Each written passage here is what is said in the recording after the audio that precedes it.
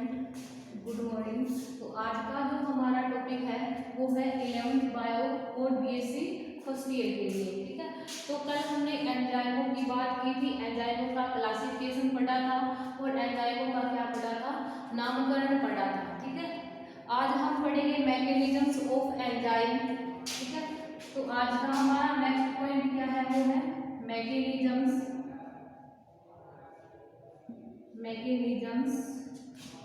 Of enzyme. Mechanisms of enzyme, एंजाइमों की क्रियाविधि, हिंदी में क्या बोलते हैं, एंजाइमों की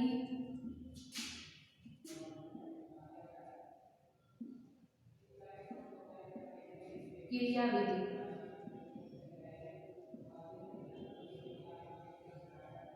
एंजाइमों की क्या क्रियाविधि, एंजाइमों की क्रियाविधि के अंदर अपने लॉग एंड की मॉडल पढ़ लिया था। आज हम बात कर रहे हैं इसकी, एंजाइम्स की मैकेनिज्म की बात चल रही थी, तो उसके अंदर दो मॉडल दिए थे। एक तो था लॉग एंड की मॉडल, लॉग एंड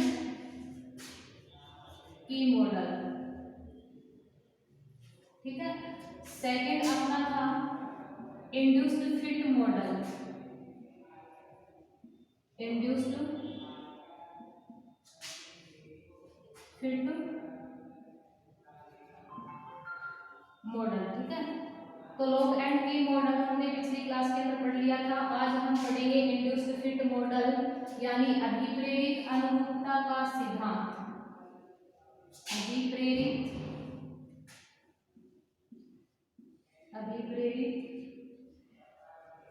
अनुरूपता का सिद्धांत, अभिप्रेरित अनुरूपता का सिद्धांत। ठीक है, तो इंड्यूस्ड फिट मॉडल यानी अभिप्रेरित अनुरूपता का सिद्धांत क्या होता है, इस सिद्धांत का जो प्रतिपादन किया था पोसलैंड नामक वैज्ञानिक ने, किसने, पोसलैंड नामक वैज्ञानिक ने किसका प्रतिपादन किया था, इंड्यूस्ड फिट मॉडल यानी अभिप्रेरित अनुरूपता सिद्धांत का प्रतिपादन किया था। इसने क्या बताया कि जो एंजाइम होते हैं, ठीक है, एंजाइम होते हैं वो सबस्ट्रेट के साथ क्या करते हैं, क्रिया करते हैं। ठीक है, अब देखिए एंजाइम के जो सक्रिय स्थल होते हैं उसके साथ क्या जुड़ता है, हमेशा सबस्ट्रेट जुड़ता है। आप सभी जानते हो कि एंजाइम के अंदर दो स्थल पाए जाते हैं, एक तो होता है सक्रिय स्थल, एक होता है सक्रिय स्थल, ठीक है, एक होता है अक्रिय स्थल, अक्रिय स्थल। सक्रिय स्थल से हमेशा कौन जुड़ता है, सबस्ट्रेट, सबस्ट्रेट कौन जुड़ता है, हमेशा सबस्ट्रेट। और अक्रिय स्थल से क्या जुड़ता है, कोई अक्रिय पदार्थ आकर के जुड़ जाता है। बट जरूरी नहीं है, कभी कभी सक्रिय स्थल के साथ भी कोई अक्रिय पदार्थ आकर के क्या हो जाता है, जुड़ जाता है। तो देखिए पोसलैंड ने क्या कहा कि जो एंजाइम होते हैं, सॉरी, जो एंजाइम के सक्रिय स्थल होते हैं उसके साथ कौन जुड़ता है, हमेशा सबस्ट्रेट जुड़ता है। तो उन्होंने बताया कि एंजाइम के जो सक्रिय स्थल होते हैं वो क्या नहीं होते, एंजाइम के सक्रिय स्थल होते हैं वो दृढ़ नहीं होते। क्या नहीं होते, एंजाइम के सक्रिय स्थल दृढ़ नहीं होते। ठीक है, और अधिकांश एंजाइम ऐसे होते हैं कि वो सबस्ट्रेट के अनुसार अपने विन्यास में, किसने, विन्यास में क्या कर लेते हैं, परिवर्तन कर लेते हैं। अधिकांश एंजाइम क्या करते हैं कि सबस्ट्रेट के अनुसार अपना जो विन्यास होता है उसके अंदर क्या कर लेते हैं, परिवर्तन कर लेते हैं। ठीक है, और इस प्रकार विन्यास में परिवर्तन कर ये एंजाइम होते हैं। ठीक है, ये मान लीजिए एंजाइम है, ठीक है, उसका क्या है, ये सक्रिय स्थल। इस प्रकार ये एंजाइम जैसे सबस्ट्रेट के संपर्क में आएंगे तो सबस्ट्रेट के विन्यास के अनुसार अपने, सॉरी, सबस्ट्रेट के अनुसार अपने विन्यास में क्या कर लेते हैं, परिवर्तन कर लेते हैं। तो ताकि सबस्ट्रेट होता है उनके सक्रिय स्थल से आसानी से, इस स्थल से आसानी से सबस्ट्रेट क्या हो जाए, ज्वाइंट हो जाए। ठीक है, इस प्रकार ये एंजाइम के सक्रिय स्थल के साथ सबस्ट्रेट होता है वो जुड़ जाता है। कोसलेट ने क्या कहा कि जो सबस्ट्रेट होता है वो एंजाइम के सक्रिय स्थल के साथ हमेशा वांडर वाल बल के द्वारा जुड़ता है। कौन से बल के द्वारा? वांडर वाल बल के द्वारा जुड़ता है। कोसलेट ने कहा था कि सबस्ट्रेट होता है वो एंजाइम के सक्रिय स्थल के साथ वांडर वाल बल के द्वारा जुड़ता है। और इसीने ये बात भी कही थी कि सबस्ट्रेट होता है वो एक चाबी की तरह कार्य करता है और एंजाइम होता है वो किसकी तरह कार्य करता है? ताले की तरह कार्य करता है। इस प्रकार जैसे ये एंजाइम हो गया, ठीक है, ये क्या हो गया? एंजाइम, ठीक है। ये क्या हो गया? कोई सबस्ट्रेट हो गया।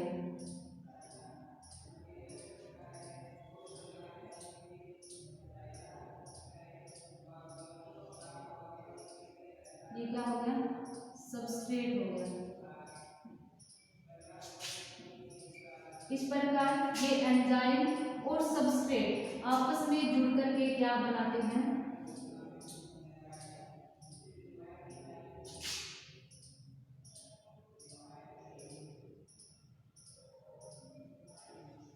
एंजाइम सबस्ट्रेट कॉम्प्लेक्स का क्या कर लेंगे?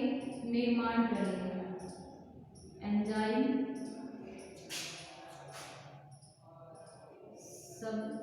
Substrate complex. इस प्रकार एंजाइम के सक्रिय स्थल के साथ सबस्ट्रेट जॉइंट होकर के क्या बना लेता है? एंजाइम सबस्ट्रेट कॉम्प्लेक्स का निर्माण कर लेता है, जो कि तुरंत ही किसमें टूट जाता है? किसमें टूट जाता है? एंजाइम प्लस प्रोडक्ट के अंदर टूट जाता है। किसमें टूट जाता है? एंजाइम प्लस प्रोडक्ट के अंदर टूट जाता है। तो ये इस प्रकार का जो सिद्धांत था उसको इंड्यूस्ड फिट मॉडल यानी अभिप्रेत अनुरूपता का सिद्धांत, और इसका प्रतिपादन किसने किया था? कोसलेट नामक वैज्ञानिक ने किया था। आगे बात करते हैं फैक्टर इफेक्टिंग ऑफ एंजाइम, एंजाइमों को प्रभावित करने वाले कारक। अगला पॉइंट है अपना एंजाइमों को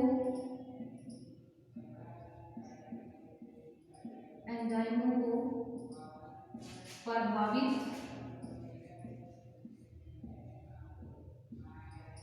करने वाले कारक। Factor affecting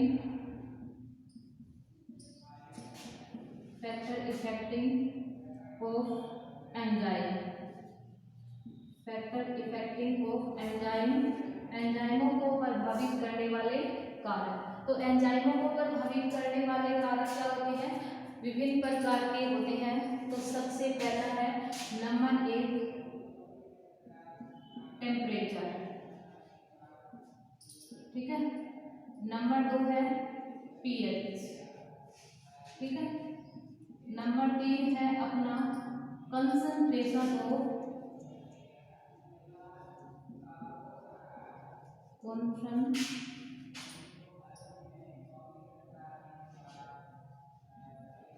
concentration of enzyme।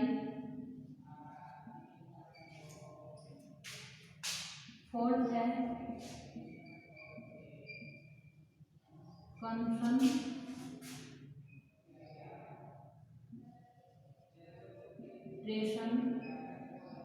of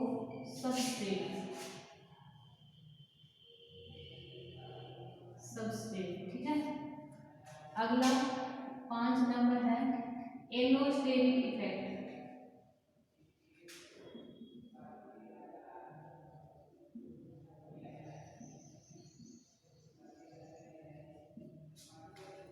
तो एंजाइमों को प्रभावित करने वाले कारकों की हम बात कर रहे हैं। सबसे पहला कारक है टेम्परेचर, ठीक है। तो आप सभी जानते हो कि कोई भी एंजाइम होता है वो एक निश्चित टेम्परेचर पर ही क्या करता है, कार्य करता है।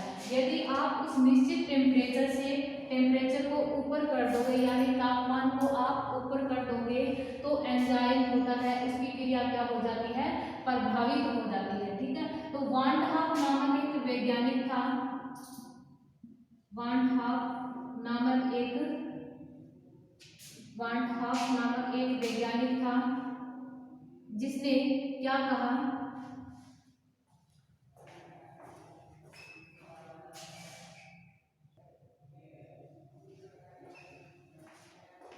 वान डे हाफ नामक वैज्ञानिक ने क्या कहा कि यदि किसी अभिक्रिया के जो अभिक्रिया चल रही है उसके टेम्परेचर में 10 डिग्री सेंटीग्रेड वृद्धि कर दी जाए, क्या कर दी जाए, यदि टेम्परेचर में 10 डिग्री सेंटीग्रेड क्या कर दी जाए, वृद्धि कर दी जाए, तो अभिक्रिया की गति होती है वो क्या हो जाती है, 2 गुनी हो जाती है। क्या हो जाती है, 2 गुनी हो जाती है। बट यदि इससे टेम्परेचर को ऊपर की ओर, यानी यदि इससे ज्यादा अपन जब तापमान को बढ़ाते हैं तो अभिक्रिया की गति में कोई वृद्धि नहीं होती। ठीक है, तो वान डे हाफ ने बताया कि रासायनिक अभिक्रिया या एंजाइमिक अभिक्रियाओं के लिए तापमान होता है वो 10 से 50 डिग्री सेंटीग्रेड क्या होता है, अनुकूलतम होता है। तो इस प्रकार टेम्परेचर भी एंजाइमिक अभिक्रिया को क्या करते हैं, प्रभावित करते हैं। सेकंड कारक है अपना पीएच। ठीक है, अब देखिए पीएच आप सभी जानते हो कि हाइड्रोजन के ऋणात्मक लोगरिथम को क्या बोलते हैं, पीएच कहा जाता है। सबसे पहले डेफिनेशन लिखिए इसकी, हाइड्रोजन के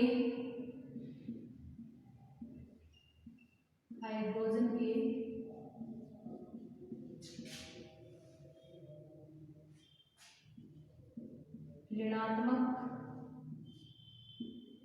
लोगरिथम को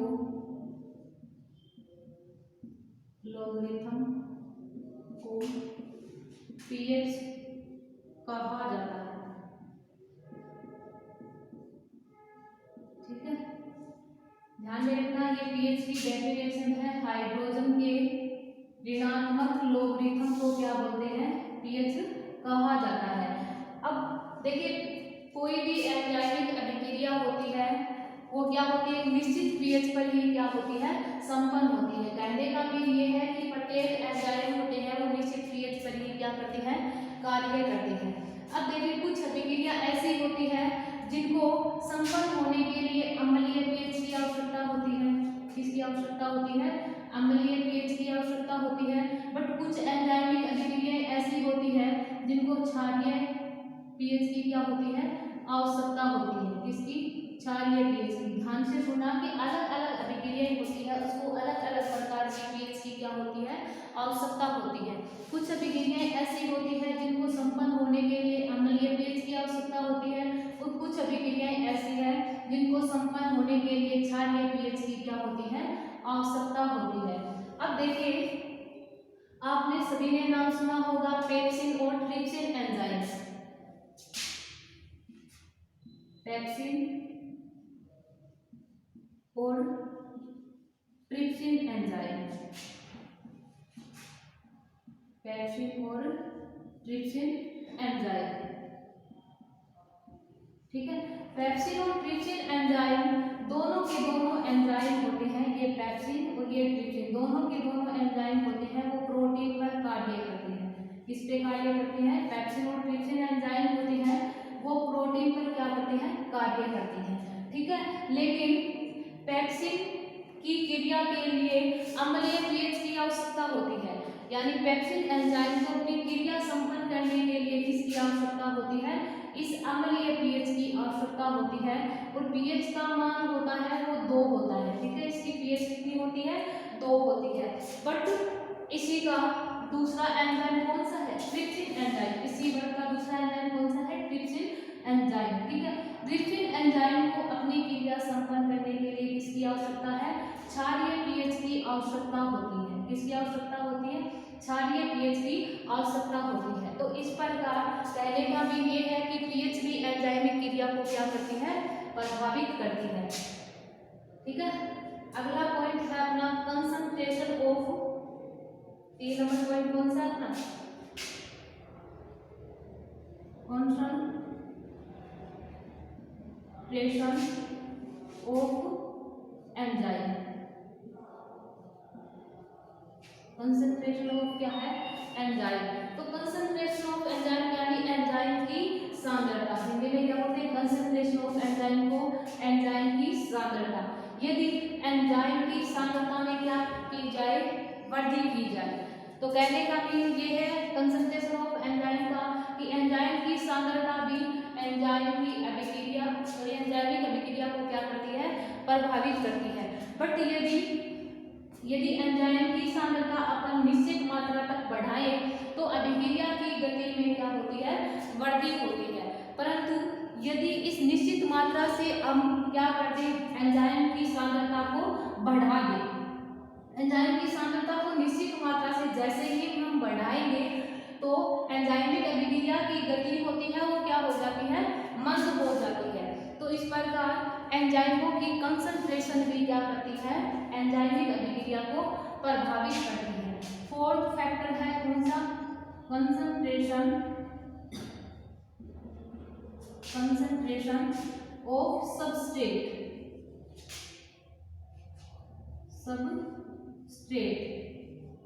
कंसंट्रेशन ऑफ क्या, सबस्ट्रेट यानी सबस्ट्रेट की सांद्रता। तो जिस प्रकार एंजाइम की सांद्रता एंजाइमिक अभिक्रिया को प्रभावित करती है, उसी प्रकार सबस्ट्रेट की सांद्रता भी क्या करती है, एंजाइमिक अभिक्रिया को प्रेरित करती है। तो इसके अंदर क्या होता है कि यदि हम इस एंजाइम की सांद्रता को क्या रखें, नियत रखें, एंजाइम की सांद्रता को क्या रखें, नियत रखें, बट एंजाइम की सांद्रता को नियत रखते हुए किसकी सांद्रता बढ़ाए, इस सबस्ट्रेट की सांद्रता में क्या की जाए, वृद्धि की जाए। किसकी सांद्रता में, सबस्ट्रेट की सांद्रता में वृद्धि करेंगे तो अभिक्रिया के वेग में क्या हो जाती है, वृद्धि होती है। अभिक्रिया के वेग में क्या होती है, वृद्धि होती है। और प्रोडक्ट भी यानी उत्पाद भी क्या होता है, अधिक मात्रा में अपन को प्राप्त होता है। ध्यान से सुना कि यदि एंजाइम की मात्रा को हम क्या रखें, निश्चित रखें, बट सबस्ट्रेट की सांद्रता को क्या करें, बढ़ाएं, तो अभिक्रिया के वेग में वृद्धि होगी और उत्पाद भी अपन को क्या होगा, अधिक मात्रा में प्राप्त होगा।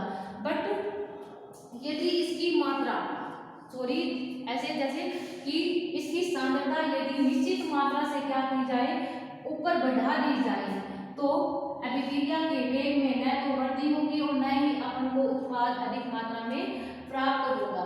ठीक है, तो इस प्रकार सबस्ट्रेट की सांद्रता भी एंजाइमिक अभिक्रिया को क्या करती है, प्रभावित करती है। अगला है अपना next 5 number factor, allosteric effect. तो आपने पहले पढ़ा था कि एंजाइम के अंदर 2 स्थल पाए जाते हैं, एक तो होता है सक्रिय स्थल, एक क्या होता है, अक्रिय स्थल। तो ये मान लीजिए एंजाइम है, ठीक है, ये क्या है, एंजाइम, ये क्या है, एंजाइम। इस एंजाइम के अंदर यहाँ पे सबस्ट्रेट जुड़ता है, ये स्थल कौन सा है, इसका सक्रिय स्थल है। ये कौन सा स्थल है इसका, एंजाइम का सक्रिय स्थल। इसके अलावा इसमें क्या पाया जाता है, अक्रिय स्थल पाया जाता है। इनको अपन क्या बोल सकते हैं, अक्रिय स्थल, ठीक है। तो ध्यान में रखना, एंजाइम के अंदर 2 स्थल पाए जाते हैं, एक तो होता है सक्रिय स्थल, ठीक है, सक्रिय स्थल, एक होता है अक्रिय स्थल। अक्रिय स्थल को एलोस्टेरिक स्थल भी बोल सकते हैं। क्या बोल सकते हैं, एलोस्टेरिक स्थल भी अपन बोल सकते हैं, इसको अक्रिय स्थल को। तो एलोस्टेरिक इफेक्ट होता क्या है कि एंजाइम के अंदर 2 स्थल पाए जाते हैं, सक्रिय स्थल के साथ हमेशा कौन जुड़ता है, सबस्ट्रेट जुड़ता है। बट एंजाइम के अंदर एक और स्थल पाया जाता है जिसको अक्रिय स्थल या एलोस्टेरिक स्थल कहा जाता है। इस एलोस्टेरिक स्थल के साथ कोई भी अक्रिय पदार्थ आकर के क्या हो जाता है, जुड़ जाता है, जिसके कारण एंजाइमिक अभिक्रिया की गति होती है वो क्या हो जाती है, मंद हो जाती है। तो इस प्रकार का जो इफेक्ट होता है वो क्या कहलाता है, एलोस्टेरिक, क्या कहलाता है, एलोस्टेरिक इफेक्ट यानी एलोस्टेरिक प्रभाव कहलाता है। एक छोटा सा पॉइंट ध्यान में रखना, माइकलिस स्थिरांक, माइकलिस स्थिरांक क्या होता है,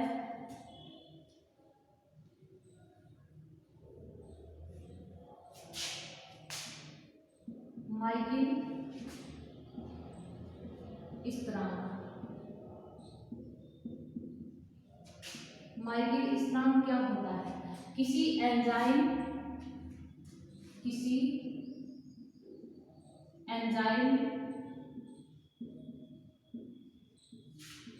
और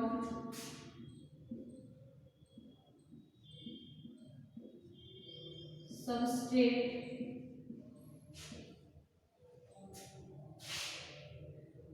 किसी एंजाइम और सबस्ट्रेट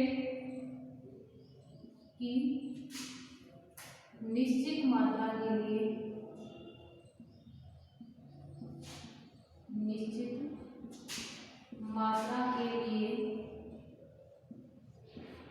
सबस्ट्रेट की वह सांद्रता, सबस्ट्रेट की वह सांद्रता जिस पर अभिक्रिया की गति किसी अभिक्रिया की गति अपनी उच्चतम गति की,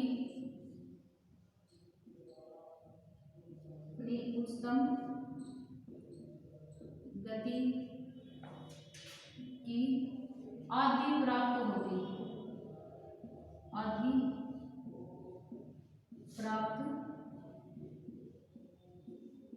होती है। अतः इसे माइकलिस स्थिरांक कहा जाता है, माइकलिस स्थिरांक कहा जाता है, ठीक है, इसे माइकलिस स्थिरांक कहा जाता है। ध्यान में रखना, माइकलिस स्थिरांक होता क्या है कि किसी भी एंजाइम और सबस्ट्रेट की निश्चित मात्रा के लिए सबस्ट्रेट की वह सांद्रता जिस पर किसी भी अभिक्रिया की गति अपनी उच्चतम गति की क्या होती है, आदि प्राप्त होती है। अतः इसे बोलते हैं क्या, माइकलिस स्थिरांक कहा जाता है। आगे हम बात करते हैं एंजाइम्स इनहिबिटर्स की, एंजाइम संवर्धक की। अगला नेक्स्ट पॉइंट है अपना enzyme inhibitor, enzymes inhibitor, enzyme संवर्धक,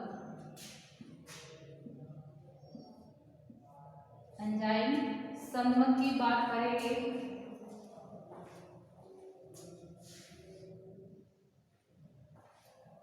अगला अपना जो नेक्स्ट पॉइंट है वो है एंजाइम इनहिबिटर्स यानी एंजाइम संवर्धक। आप सभी जानते हो कि कोशिका क्या होती है, ठीक है। अब देखिए कोशिका के अंदर क्या भरा रहता है, ये इस प्रकार से साइटोप्लाज्म, ये क्या है, सेल यानी कोशिका, कोशिका के अंदर क्या भरा है, साइटोप्लाज्म, कोशिका के अंदर क्या भरा है, साइटोप्लाज्म। इस साइटोप्लाज्म के अंदर जितनी भी एंजाइमिक अभिक्रियाएं संपन्न होती है वो किसकी उपस्थिति में संपन्न होती है, एंजाइमों की उपस्थिति में संपन्न होती है। किसकी उपस्थिति में, एंजाइमों की उपस्थिति में क्या होती है, संपन्न होती है। ध्यान से सुनना कि कोशिका के अंदर जो साइटोप्लाज्म होता है उसके अंदर जितनी भी एंजाइमिक अभिक्रियाएं होती है वो किसकी उपस्थिति में संपन्न होती है, एंजाइमों की उपस्थिति में संपन्न होती है। बट कई बार क्या होता है कि एंजाइम उपस्थित होते हुए भी क्या होता है, एंजाइम उपस्थित होते हुए भी ये एंजाइमिक अभिक्रिया होती है वो संपन्न नहीं हो पाती। क्यों, क्योंकि यहाँ पे जो एंजाइम होता है उनके सक्रिय स्थल के साथ या किसी अक्रिय स्थल के साथ कोई संगमक पदार्थ आकर के क्या हो जाता है, जुड़ जाता है। ठीक है, या तो उनके जो सक्रिय स्थल होता है उसके साथ कोई संगमक पदार्थ आकर के क्या हो जाता है, जुड़ जाता है, जिसकी वजह से जो एंजाइम होता है वो अपनी अभिक्रिया करने की क्षमता क्या कर देता है, खो देता है। ये एंजाइम होंगे वो अभिक्रिया करने की क्षमता क्या कर देंगे, खो देंगे, जिसके कारण ये जो पदार्थ होते हैं जिसकी वजह से एंजाइमों ने अपनी अभिक्रिया करने की क्षमता खोई है, इन पदार्थों को क्या बोलते हैं, एंजाइम इनहिबिटर्स यानी एंजाइम संगमक कहा जाता है। आपने सभी ने नाम सुना होगा potassium cyanide, KCl। Potassium cyanide क्या है, एक अत्यधिक विषैला पदार्थ है। पोटेशियम साइनाइड क्या है, एक अत्यधिक विषैला पदार्थ है जो कि एंजाइमों की जैसे ये एंजाइमों के साथ ज्वाइंट होगा वैसे ही एंजाइम अपनी अभिक्रिया करने की क्षमता क्या कर देगा, खो देता है। तो इसे भी एंजाइम संगमक की क्या दे सकते हैं, अपन संज्ञा दे सकते हैं। अब देखिए एंजाइम्स इनहिबिटर्स दो प्रकार के होते हैं, एक तो होता है कॉम्पिटिटिव, एक होता है नॉन कॉम्पिटिटिव। एंजाइम संगमक दो प्रकार के होते हैं, एक तो होता है कॉम्पिटिटिव,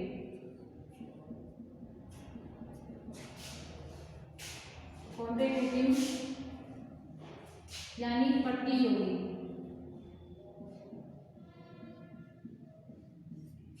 सेकंड है अपना नॉन कॉम्पिटिटिव,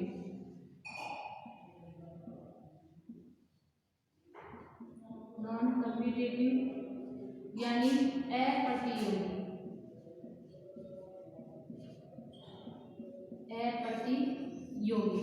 ठीक है, तो एंजाइम संगमक होते हैं वो दो प्रकार के होते हैं, एक तो होता है कॉम्पिटिटिव यानी प्रतियोगी, एक होता है नॉन कॉम्पिटिटिव यानी अप्रतियोगी। तो ध्यान में रखना, सबसे पहले बात करेंगे हम कॉम्पिटिटिव प्रतियोगी की। ठीक है, तो कॉम्पिटिटिव प्रतियोगी के अंदर क्या होता है कि इसमें जो पदार्थ होता है क्या होता है, कॉम्पिटिटिव इनहिबिटर्स की बात कर रहे हैं, प्रतियोगी कॉम्पिटिटिव इनहिबिटर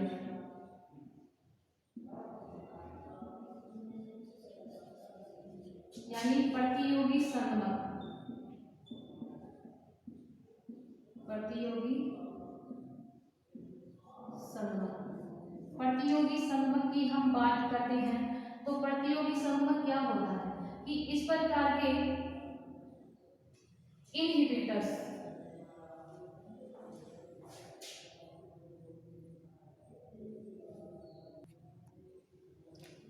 कॉम्पिटिटिव इनहिबिटर्स क्या होता है कि इसके अंदर जो संगमक पदार्थ होता है, संगमक पदार्थ होता है, इस संगमक पदार्थ की जो संरचना होती है वो सबस्ट्रेट के समान होती है। किसके समान होती है, सबस्ट्रेट के समान होती है। ठीक है, ध्यान में रखना कि कॉम्पिटिटिव इनहिबिटर्स के अंदर क्या होता है कि संगमक की जो संरचना होती है, ठीक है, वो किसके समान होती है, सबस्ट्रेट के समान होती है।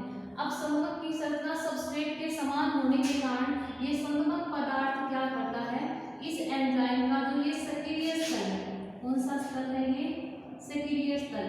ठीक है, एंजाइम का कौन सा स्थल है, ये सक्रिय स्थल। इस सक्रिय स्थल के साथ क्या हो जाता है, ये जॉइंट हो जाता है। ठीक है, जो संगमक पदार्थ है वो एंजाइम के इस सक्रिय स्थल के साथ क्या हो जाता है, जुड़ जाता है। जुड़ने के कारण एंजाइम होता है वो अपनी अभिक्रिया करने की क्षमता खो देता है। तो इस प्रकार का जो संगमन होता है वो कॉम्पिटिटिव इनहिबिटर्स यानी प्रतियोगी संगमन या प्रतियोगी संगमक कहलाता है। ठीक है, अब देखिए फॉर एग्जांपल आपने नाम सुना होगा सक्सनिक डिहाइड्रोजिनेज एंजाइम होता है, सक्सनिक डिहाइड्रोजिनेज